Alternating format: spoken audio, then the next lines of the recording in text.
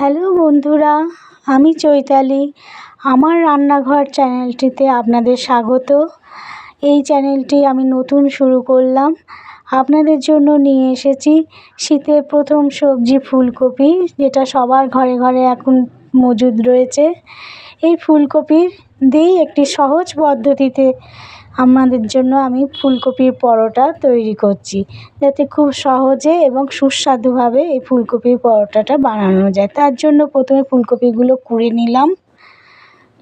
এই ফুলকপিগুলোকে মিহি করে, একটু খুব মিহি করবেন না, একটু দানা দানা রেখেই কুড়বেন, তাহলে ফুলকপির পরোটাটা মুখে ফুলকপির কুচোগুলো পড়লে খেতে ভালো লাগবে। নিয়ে ফুলকপিগুলোকে একটু 5-7 মিনিট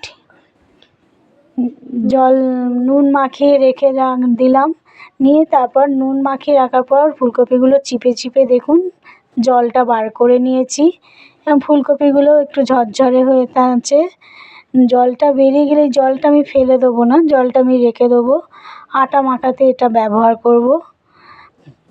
এবার আমি ফুলকপির এই ঝরঝরে ফুলকপিটাকে নিয়েছি, জল ছাড়ানো ফুলকপিটা দিয়ে তার সঙ্গে আমি পুরটা তৈরি করব। তার সঙ্গে আমি দিয়েছি ইনগ্রিডিয়েন্টস হিসাবে, একদমই ঝরঝরে হয়েছে, তার সঙ্গে নিয়েছি রসুন কুচো, ওই গ্রেট করা রসুন কুচো, গ্রেট করা আদা, আর ধনেপাতা কুচো, আর কাঁচা লঙ্কা কুচি।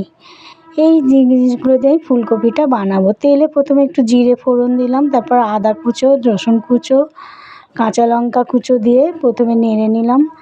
মনে হচ্ছে আর একটুখানি তেল দিলে ভালো হয়, তাই একটু তেল দিয়ে দিলাম। দিয়ে নাড়তে থাকলাম। নাড়তে নাড়তে একটু যখন আদা রসুনের কাঁচা ভাবটা কেটে গেছে, তখন একটু হলুদ গুঁড়ো, লঙ্কা গুঁড়ো, জিরে গুঁড়ো দিয়ে আমি আবার এটা নাড়তে থাকলাম। খানিকক্ষণ নাড়ার পর আমি এতে যোগ করলাম একটু ভাজা মশলা, ঘরে তৈরি করা ভাজা মশলা গুঁড়ো। তারপর দিয়ে দিলাম ফুলকপিটা দিয়ে এবার আমি নাড়তে থাকলাম, যাতে ফুলকপির কাঁচা ভাবটা চলে যায়, নিয়ে ফুলকপিটা একটু লাল হয়ে আসে। আর একটু গুঁড়ো লঙ্কা যোগ করলাম কালারটা আনার জন্য। ফুলকপিগুলো এইভাবে নাড়তে থাকতে থাকতে ফুলকপিগুলো দেখুন আস্তে আস্তে কেমন লালচে কালার হয়ে আসছে। এই অবস্থায় লাস্টে আমি ধনেপাতা কুচিগুলো ছড়িয়ে দিলাম। নিয়ে ফুলকপির পুরটা আমি রেডি করলাম। আটা দিলাম, ফুলকপির পুর এইভাবে রেডি করলাম। নিয়ে আমি আটা মেখে রেখেছি। আটা দিয়ে করলে ফুলকপির পরোটা খেতে একটু টেস্টটা ভালো লাগে। আটার গুচিগুলো এরকম বাটি আকারে শেপ দিয়ে নিলাম। একটু তেল দিয়ে বাটি আকারে শেপ দিয়ে আমি 1 চামচ করে ফুলকপির পুর তাতে ভরতে থাকলাম। এই নিয়ে মুখটাকে যতটা পারবেন চেপে চেপে বন্ধ করে দেবেন, যাতে পুরটা বেলতে গিয়ে না বেরিয়ে আসে। এইভাবেই তেল দিয়ে পুর আটার গুচিগুলো তৈরি করলাম। পুর ভরে ভরে একে একে সব গুচিগুলো তৈরি করে নিলাম। ময়দার থেকে আটার পরোটাটা খেতে ভালো লাগে ফুলকপি দিয়ে, এতে ফুলকপির টেস্টটাও ভালো পাওয়া যায়। আপনারা ইচ্ছে করলে ময়দারও করতে পারেন, তাতে কোনো প্রবলেম হবে না। এইভাবে আস্তে আস্তে দেখুন আমি গুচিগুলো সব বানিয়ে নিয়েছি।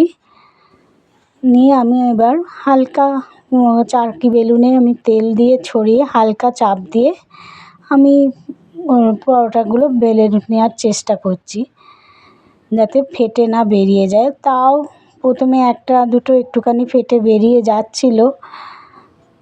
একটু হালকা চাপ দিয়ে আস্তে আস্তে করলে জিনিসগুলো পরোটাটা ভালোই দেখতে হবে এবং গোল আকারে শেপটাও দেওয়া যাবে। আশা করছি এই পরোটাগুলো আপনাদের কাছে ভালোই লাগবে। আপনারা অবশ্যই একবার বাড়িতে বানিয়ে করে দেখবেন, খুব ভালো লাগবে খেতে।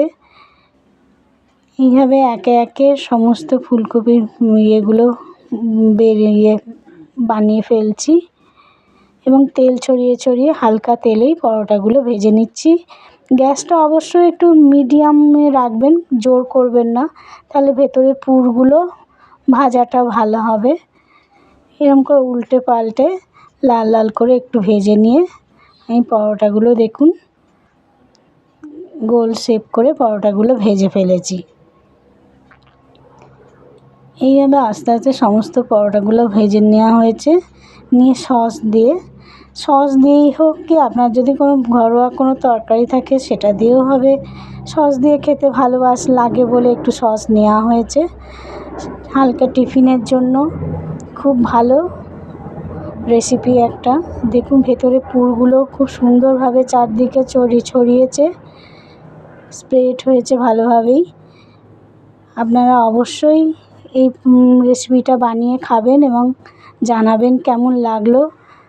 লাইক, শেয়ার, কমেন্ট করবেন আমার এই নতুন চ্যানেলটিতে এবং সাবস্ক্রাইব করে বেল আইকনটি অল করবেন।